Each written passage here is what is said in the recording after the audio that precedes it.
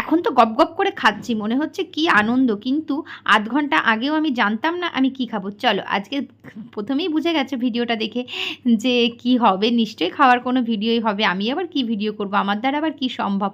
যাই হোক, প্রথমে আমি ডালগুলো ভালো করে কচলে কচলে ধুয়ে নিলাম, তারপর একটু সিদ্ধ বসিয়েছিলাম।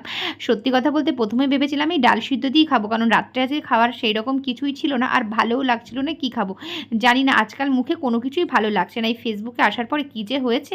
তারপরে যাই হোক, একটু পেঁয়াজ, টমেটো, লঙ্কা, এদিকে রয়েছে আদা, রসুন কুচি, এগুলো সব একটু কুচিয়ে টুচিয়ে নিলাম। তারপরেও ভাবছিলাম কি করব, এর মধ্যেই সব দিয়ে দেবো না কি।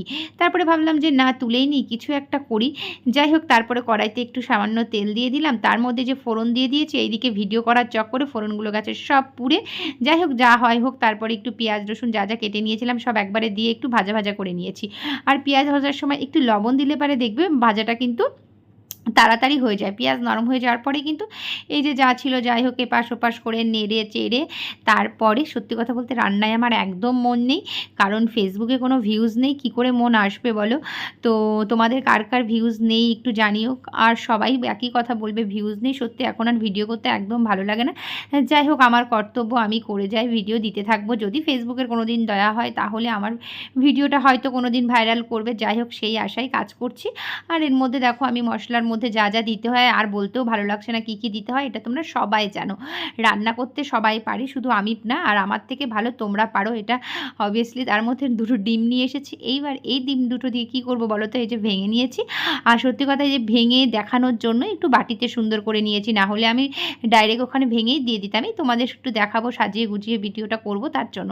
আর তারপরে দেখো এই পাশ দিয়ে একটু এগুলো দিয়ে দিয়েছি, কারণ ডিমের সঙ্গে না এই মশলাটা একবারে নেড়ে দিলে ডিমটা একদম মানে মশলার সঙ্গে লেগে যায়, তখন খাওয়ার সময় ডিম আর খুঁজে পাই না। ডিম আমি হাতড়ে হাতড়ে বেড়াই, কোথায় গেল ডিম, কোথায় গেল ডিম। ডিম যে দুটো দিলাম তার কোনো চিহ্নই নেই। তার জন্য একটু সিদ্ধ হওয়ার পরে এরকম নেড়ে চেড়ে তারপরে নাড়াচাড়া না করাটাই বেটার, কিন্তু আমার হাতে খুন্তি থাকলে শুধুই সুরসুর করে, শুধুই মনে হয় নাড়তে থাকি নাড়তে থাকি। যাই হোক, তো এইবার অর্ধেক হয়ে গেছে, তো বেশি ভাজার দরকার নেই। সিদ্ধ দেওয়া মানে এই ডাল সিদ্ধ দেওয়ার পরেও তো আবার একটু টকবক করে ফুটবে, কিছুটা সময় থাকবে, ততক্ষণে সিদ্ধ হয়ে যাবে। যাই হোক, এরকম করেই কিন্তু আমার রান্নাটা কমপ্লিট হয়ে গেছে। বন্ধুরা বলো কেমন, কোনো দিন খেয়েছো এরকম টাইপের খাবার? যদি না খেয়ে থাকো সত্যি বলছি খুব ভালো হয়েছিল, আমার কিন্তু ভীষণ ভালো লেগেছিল। আর তারপরে উপর দিয়ে দিয়ে দিয়েছি খানিকটা সর্ষের তেল, বাপরে বাপ কতটা পড়ে গেল। আর এটাও কিন্তু ভিডিও করার জন্য, হাতে ফোন ছিল বলেই এতটা সর্ষের তেল পড়লো, আমি এতটা দিতে চাইনি, কিন্তু লাস্টে দেখলাম খেতে ভালোই হয়েছিল। সর্ষের তেলের একটা ঝাঁঝ ঝাঁঝ ছিল। আর ধনেপাতা খুঁজে বেড়াচ্ছিলাম, তো ফ্রিজে একটুখানি মানে ছিল, কিন্তু সেটা পচে একদম গবর হয়ে গেছে, তার জন্য আর দিলাম না।